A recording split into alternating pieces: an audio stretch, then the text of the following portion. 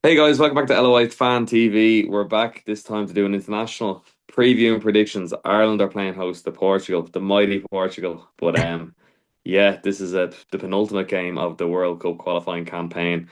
The Republic of Ireland are currently third, and they need to get at least a point to have a chance going into the final game against Hungary. And also, Hungary are playing Armenia out in Armenia, and we kind of need Armenia to do us a bit of a favor out there too. So, not just one. Multiple plates are spinning. Coming up to this game on Thursday. So yeah, Ross, how you feeling? Are you optimistic? Are you sad? Are you happy? How do you think? I wouldn't say I'm optimistic in any way, shape, or form. I think the campaign has probably gone after Yeah, the Armenia game, wasn't it? Realistically, I think that yeah, we probably threw it away at that point. I think probably Hungary was there for the taking at the start of the first game as well, like that terrible start, but we obviously pulled you back. But just even drawing that, like, is that was gonna be tough to beat them out there then as well, which we would need to do. So, yeah, this is just it feels like a bit of a pipe dream, and yeah, mm, it wasn't two and twos by like the squad or anything really. Like it was just we'll run through it probably and try to do like a starting 11 quickly or whatever. But yeah, I'm just kind of borderline fed up with the national side at this stage, to be honest.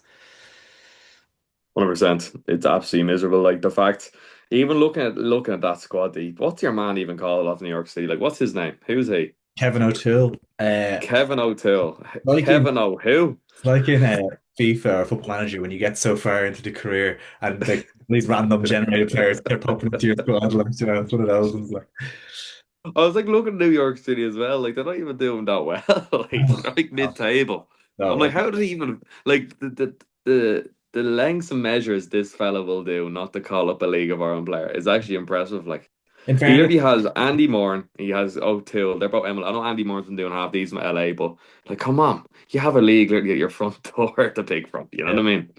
I think Sure. when because you're probably looking at O'Toole in terms of Honan really being the obvious one, but I think it was advised that Honan was going to play the cup final, and I think he needed like a break after that because he was like playing Mm, pain barrier. So I think it was like if he was fully fit, I think he probably would have got the call up. I think anyway. I think that was more of a probably a Rovers had a discussion with the FAI probably about that. Like mm. anyway, because I just don't see a world where he's calling up Kevin O'Toole over Josh Honan. Like You never know. This fella, Johnny Kenny wasn't in the squad, and he's yeah, probably our most informed striker. Like, I know Evan Ferguson's been solid, but he's getting ran out of Rome at the moment. Adam Ireland's been hit and miss for Swansea, and who's the other one? Troy Parrett's been solid for AZ. To be fair, because he's coming back from an injury, but like you would have thought that Johnny Kenny be the no-brainer. For the pick players off recent form, like what's it, 4 goals and last three league games for Celtic, like sorry, and the goal against Rangers as well in the cup. But yeah, like I don't know. Like look, he when he was talking, he was alluding to picking the squad. He's like, we picked. So I'm like, do you not pick the squad? Like who picks the squad? yeah, no Shea probably picks it with him or whatever. But Johnny Cady got drafted in anyway because Evan Ferguson pulled out with an injury there. So Yeah, Kenny's in now, and I think Jamie yeah. McGrath to replace Mark Sykes as well. So listen, it's much of a muchness really. I think I'd agreed on the Kenny shout. I think he deserved to get the call up. Obviously on current form, he's doing really well, and he's starting for Celtic, and he's banging goals in the old firm and things like that. So yeah, he looks sharp and he looks um like that player that deserves to be playing. Obviously, after that Shamrock Rovers stint, he was brilliant, and he deserves game. Mm. He needs game time as well. He needs playing at club level consistently. He's still only in his early 20s, like so. Kind of a high ceiling for him as well. So, obviously, the mammoth task now of playing Portugal. I suppose, do you take any kind of optimism from the decent shift we put in out there? Obviously, kind of probably a little bit unlucky to lose in the end. I know had all the ball and stuff, but maybe a little unlucky to lose in the end. Yeah, no, 100% we were a little unlucky to lose, but I don't know. I just feel there's an extreme lack of direction with this current Irish team. Like you can't really bank on anything. There isn't really a set way of playing. Kind of like, Johnny Egan, Seamus Coleman now back in the mix. He kind of, panic button pressed them to come back into the fold. And like Seamus Coleman was, has been, exactly what we need, a proper leader.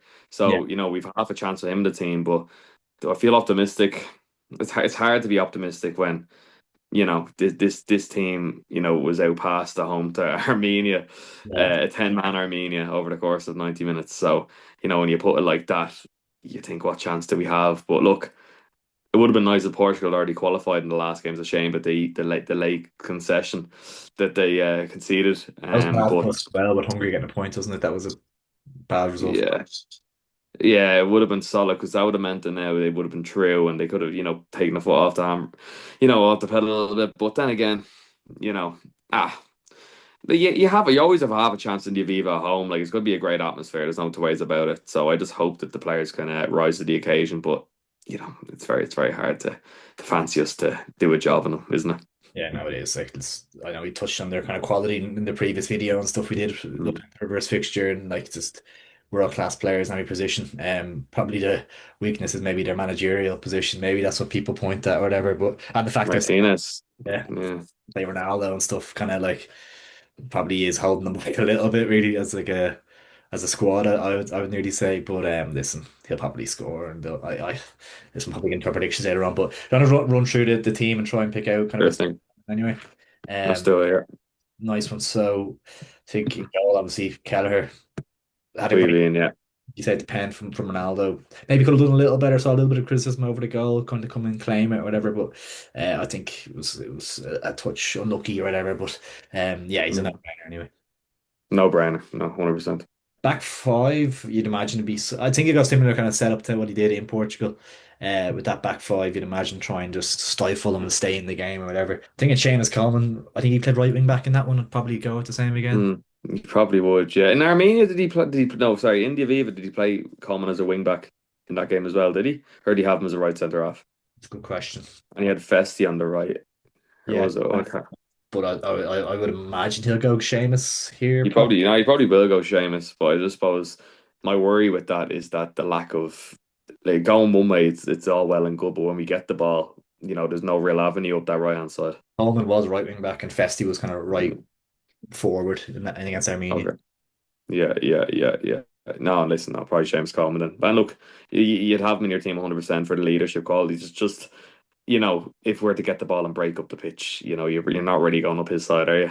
No, no, not really. But I think here we're not going to be like we're going to be on the back foot for most of it. And he makes a huge difference in fairness, even on He the does, he does. leadership, 100% he does. like communication and stuff, and even the kind of standards around the place as well. And the dressing room would say he's good for that too. I think actually having a Mm. quick look here, I think the back five probably I think it's kind of actually stayed the same the last two games. So I'd imagine it'll stay pretty similar. Obviously kept a clean sheet against Armenia in the last game. It was O'Brien, Collins, O'Shea, Darrow O'Shea that is a centre back, and then Ryan Manning left wing back. I'd imagine that'll be the back five again. Yeah, you'd have to hope so anyways. Midfield, then obviously kind of our weak spot. I'm just having a quick look at the squad. Obviously, uh, Malumbi's suspended, isn't he?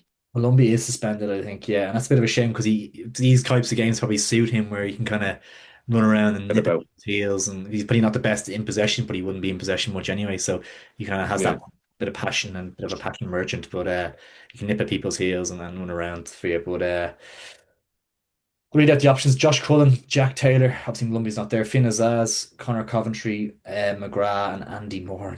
It's slim pickings.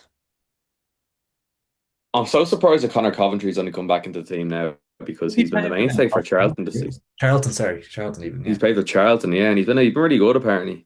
Good So on I'd him. actually kind of Yeah. like it. I'd like him to come into the team.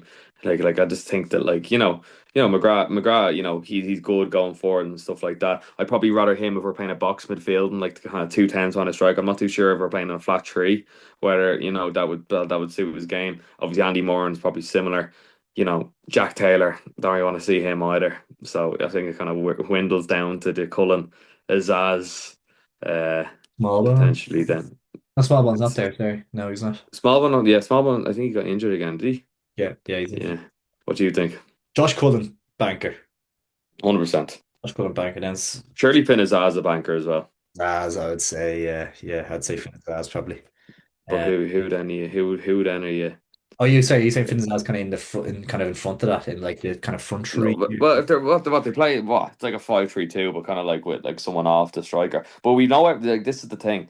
We've no Evan Ferguson now, so our probably philosophy's got to probably change here as far as what he does up top. Like he could easily go Parrott and Ida for all we know. Like, but Yeah, then I think he's going to stick with that Ogbene and Festi kind of like wide forwards that can kind of support yeah, just two wing backs, but can also have that pace and the break. I think that's what he'll opt for with that, mm, and then one kind of out and out lone striker. I think. yeah. But surely it's one of Bazele or Ogbene. Like, sure he's not putting both of them in on top of the Coleman. So that takes away from the centre of the parks, is it? Well, he started against Portugal. He started like Benny off to the left on the left side, and he started Ebeselli on the right. I was like a 4-3-4, Mm. 5-2. Okay, sorry. I thought we were doing like a flat three in midfield. Yeah, We could do fair. that. We could do that if you reckon that's what he's. No, well, like, look, no, well, like, as I said with the Portugal game, he did do that box midfield, but I just wasn't sure. Yeah, on what, yourself, he chops and changes, so it's hard to kind of I don't put think a guess on it. either. Like, You just don't know. But obviously with Devin Ferguson thing, I'm just wondering now, like, for me, I think the striker's the big question because then I think the rest of it picks itself. Like, are you going for a target man? Are you going for someone quick in behind? Because if you're going for someone quick in behind, then he's going to need help. yeah, You know. yeah. I think probably wouldn't be my choice, but I think he's going to go Adam Ida as the number nine, Mm. probably. He probably will. He probably will, to be honest.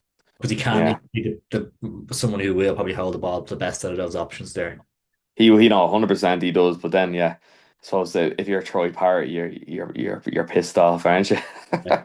He's been in and out though. I don't think he's been injured and stuff, hasn't he? I don't think he's been kind of firing just yet, hasn't he? Not really. I know. Well, I thought he scored a brace there 2 weeks ago. I thought for his head, no?